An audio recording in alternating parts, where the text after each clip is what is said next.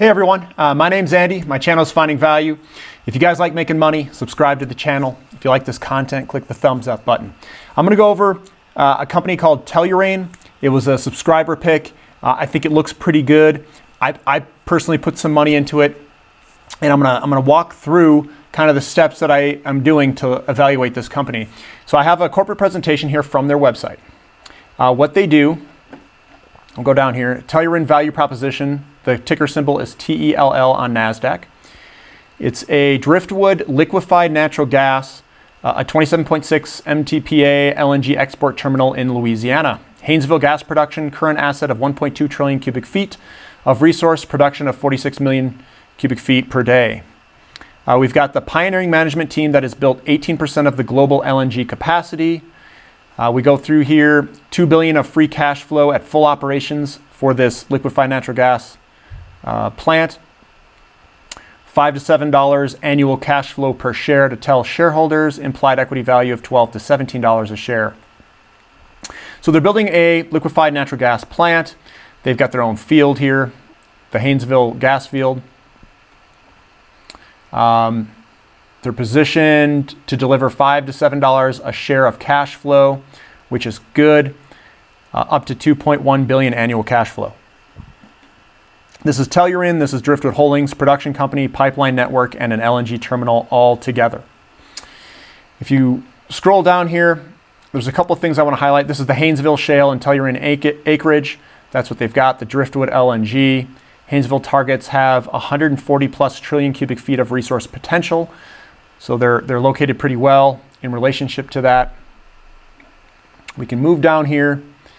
Asia markets resume liquefied natural gas growth. So China and India liquefied natural gas imports up 10% and 15% respectively through October year over year when the markets rebound, with LNG imports back above 2019 levels in September, October. If you look down here, the pricing is much higher in Asia and Europe versus the Henry Hub US. That's something that you can, if we go more and more renewable here in America, we can ship this stuff overseas. These guys have the ability to do that, and they're setting up that LNG terminal, which is perfect. So I think it's a great way to exploit the price differences between Asia and India and Europe versus us here. And if we are gas rich and we don't want to burn it, we can send it over there. So I like this. Here's another thing. Entering a 5-year starvation, expected rising prices for global liquefied natural gas.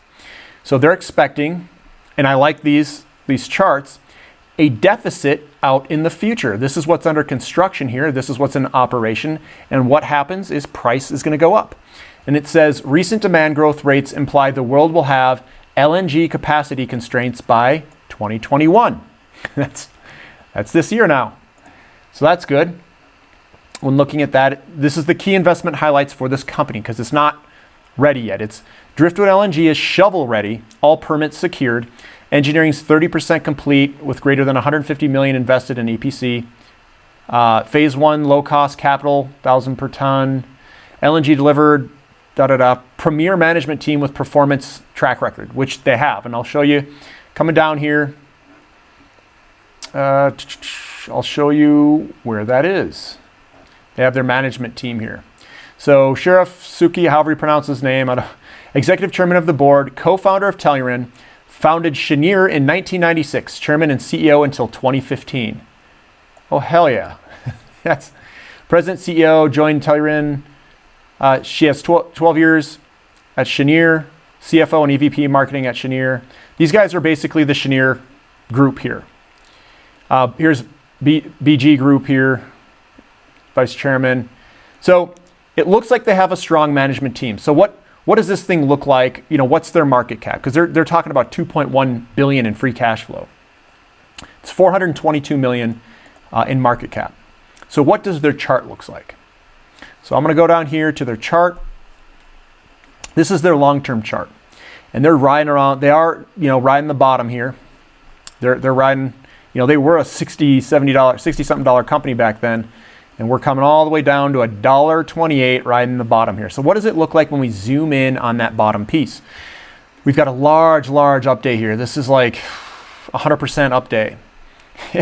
So there's some buyers there for sure. And then it still wasn't a bunch of sellers still leaked out. I'm looking for big up days and then pullback. Right here, we have a step change. Big move higher, small pullback. Big move higher, bullish engulfing, pullback. Wick on the bottom, big move higher, big move higher. We had a sell-off here, but the buyers continue to push this thing higher. We have two bearish engulfings here, and we've got a chart pattern that kind of came right to the tip here. Like, ooh, this is gonna get hit. Now, we've got the same kind of opposite pattern, I think, going on here, because we have a bullish engulfing here and another bullish engulfing here. So we've got two of them all lined up. We've got some big up days. They're all big up days, and the down days are smaller in size. We're consolidating here. So I purchased a little bit of TELL right in this area down here. This is what I do when I look at companies. I look at management teams, and I look at potential, and I look at the deficits out there of what they're selling, and it looks like there's continued deficits out there. So even if this thing takes a couple years to put together, I think we'll be fine, and we've got larger and larger deficits. We can exploit the price differences between natural gas here and natural gas out in China and India and Europe.